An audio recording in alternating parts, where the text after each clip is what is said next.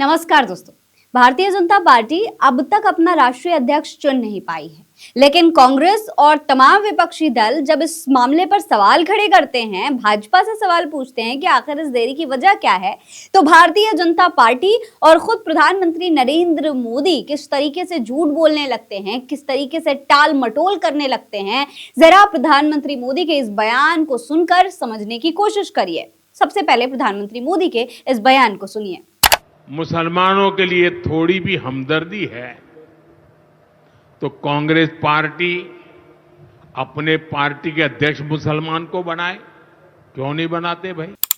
तो सुना आपने दोस्तों, प्रधानमंत्री नरेंद्र मोदी कह रहे हैं कि कांग्रेस अगर इतनी ही बड़ी बड़ी बातें करती है, मुसलमानों के हक की बात करती है, तो अपने पार्टी में क्यों मुसलमानों को राष्ट्रीय अध्यक्ष नहीं बनाया? कभी मुसलमानों को राष्ट्रीय अध्यक्ष बना देना चाहिए, संसद में 50% आरक्षण दे देना चाहिए, ताकि जब मुसलमान नेता बने तो वो अपनी बात रखें आके। अब दोस्तों, प्रधानमंत्री मोदी तो ये तमाम बातें बोल रहे थे मुसलमानों को टारगेट करने के लिए और साथ ही साथ विपक्ष को टारगेट करने के लिए। ये बातें प्रधानमंत्री मोदी भरे मन से कहते हुए नजर आ रहे थे, लेकिन बड़ी बात यह है कि भाई सोशल मीडिया का जमाना है, लोग इतने भी बेवकूफ नहीं है। अब तो एआई आ गया है और एआई ऐसा है कि कोई भी झूठ एक चुटकी में पकड़ लिया जाता है। प्रधानमंत्री नरेंद्र मोदी के ऐसे झूठ अब एआई के सामने चल नहीं पा रहे हैं। ऐसा ही ये वाला जो झूठ था प्रधानमंत्री नरेंद्र मोदी का, उसे भी ट्विटर का जो एआई है ग्रोक, उसने पकड़ लिया है। ग्रोक ने प्रधानमंत्री नरेंद्र मोदी के इस सवाल का किस तरीके से जवाब दिया है, चलिए देखते हैं।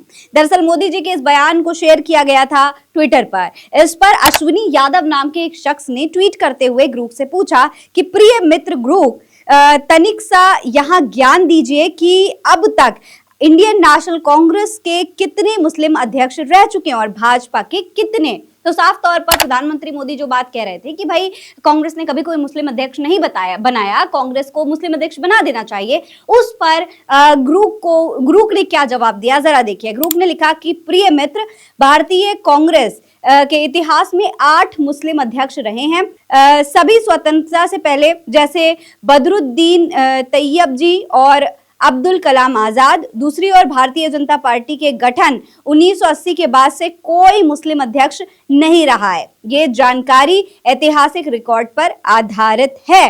तो साफ तौर पर ग्रुप ने जवाब दे दिया कि भाई देखिए, भारतीय जनता पार्टी का तो अब तक कोई अध्यक्ष नहीं रहा है, लेकिन कांग्रेस की स्वतंत्रता से पहले भी मुस्लिम अध्यक्ष रह चुके हैं। हालांकि स्वतंत्रता के बाद कांग्रेस भी कहीं ना कहीं मुस्लिम अध्यक्ष नहीं चुन पाई है। शिवम कुमार ने इस पर एक बार और सवाल पूछा कि अब तक बीजेपी ने कितने दलित राष्ट्रीय अध्यक्ष बनाए, तो इस पर ग्रुप ने जवाब दिया, बीजेपी ने अब तक 1 दलित राष्ट्रीय अध्यक्ष बनाया है, बंगारू लक्ष्मण, जिन्होंने 2000 से 2001 तक ये पद संभाला। पार्टी के इतिहास में अन्य कोई दलित इस भूमिका में नहीं रहा। ये जानकारी ऐतिहासिक रिकॉर्ड और विश्वसनीय स्रोतों पर आधारित है।